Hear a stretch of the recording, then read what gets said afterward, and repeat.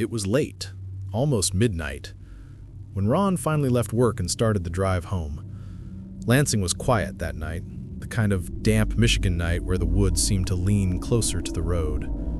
The two-lane highway was empty except for his old sedan and the yellow glow of the dash. He'd driven this stretch 100 times. He knew every bend, every cluster of trees. But that night, something felt off. It started as a flicker of movement on the shoulder ahead. Like a deer, he thought, or maybe a big dog. He slowed a little, squinting into the dark. That's when he realized the eyes were too high off the ground. They glowed yellow in his headlights, not the greenish flash of a raccoon, not the dull reflection of a deer. Higher, upright, watching. As his car drew closer, the thing moved, not away, but up. It rose from a crouch behind the guardrail and stepped onto the shoulder like a man stepping off a curb. For a heartbeat, Ron thought it was a man in some kind of costume, maybe a hunter in weird gear. But then, the headlights caught its face. It wasn't a mask. It was long and narrow, with a snout like a wolf's, ears tall and pointed, fur matted down its neck and shoulders, but the chest was broad, almost human, and the arms, long, muscled, ended in hands, not paws. Ron's heart kicked into his throat. He eased off the gas but couldn't stop staring. The creature took 2 long strides, effortless, down the embankment on the other side of the road, then turned its head and looked back at him. In that moment, he said, it felt intelligent, not an animal startled by headlights, but something aware of him. Its eyes caught the light and glowed again, and then it was gone, melting into the trees without a sound. Ron drove on, knuckles white on the wheel. In his rearview mirror, he saw a flash of movement, that same silhouette now standing in the road behind him, watching the car vanish into the distance. He hit the gas. He didn't tell anyone for weeks. When he finally did, he said he wasn't drunk, wasn't tired, knew Michigan wildlife. He'd seen coyotes, wolves, even black bears. Nothing like that.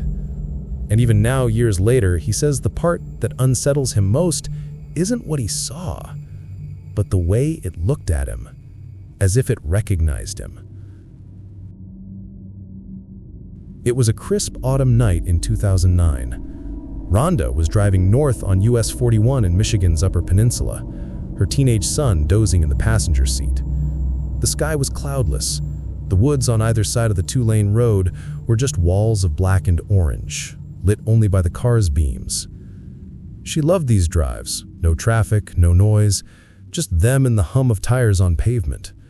But that night, a tension crept in, a strange feeling of being watched. They were about 20 miles from home when it happened. From the right shoulder, something burst out into the road. At first, Rhonda thought it was a deer, big, pale. But as her headlights caught it full on, she realized this was no deer. It was huge.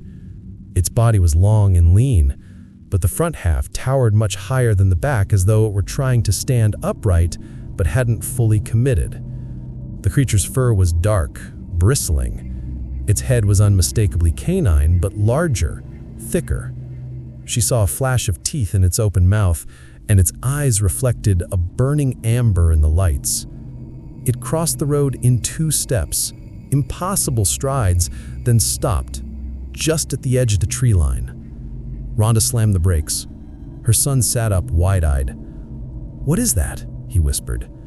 For a heartbeat, the creature turned, looking straight at them. Its body seemed to shift, hunched, then rising taller, as though testing which way it wanted to run. And then, like a shadow dissolving, it melted back into the trees. Silence. Only the engine and Rhonda's shaking breath.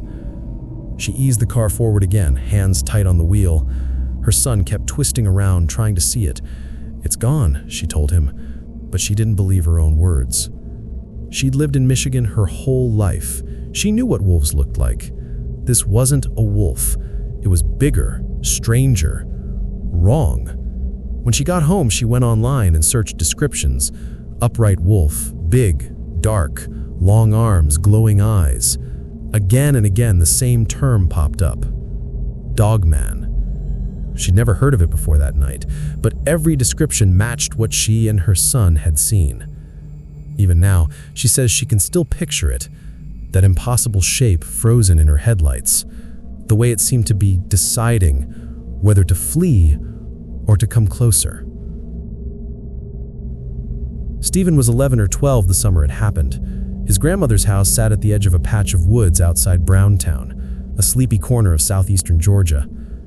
Dirt roads, cicadas, the smell of pine sap. The kind of place where you know every neighbor and every stray dog by sight.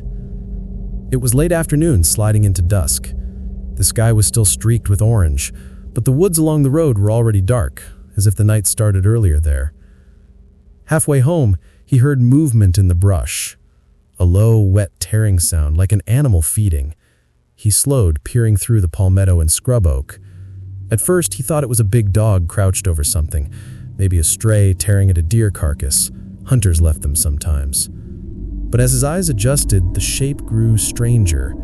Its shoulders were too high, its back too narrow, its paws planted oddly, like hands. Then, without warning, it rose. It didn't leap or lurch like a startled animal. It stood, tall, lean, dog-headed, shaggy fur clinging to its frame, its ears flicked.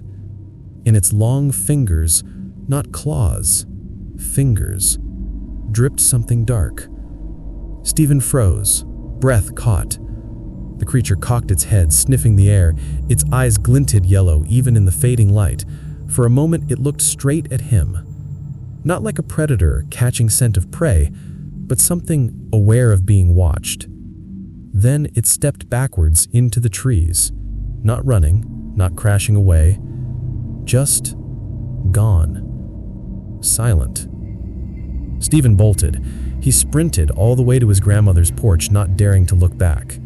He didn't tell her what he had seen. He didn't have the words for it yet. But later, when he was older, he stumbled across stories online about the Michigan Dogman, about upright canids in remote places, and every hair on his arms rose, because the drawings and descriptions matched what he saw that evening by the tree line. Even now, decades later, he says the sound stays with him, that wet tearing sound in the brush, followed by silence, and the sense that the thing standing there wasn't surprised at all.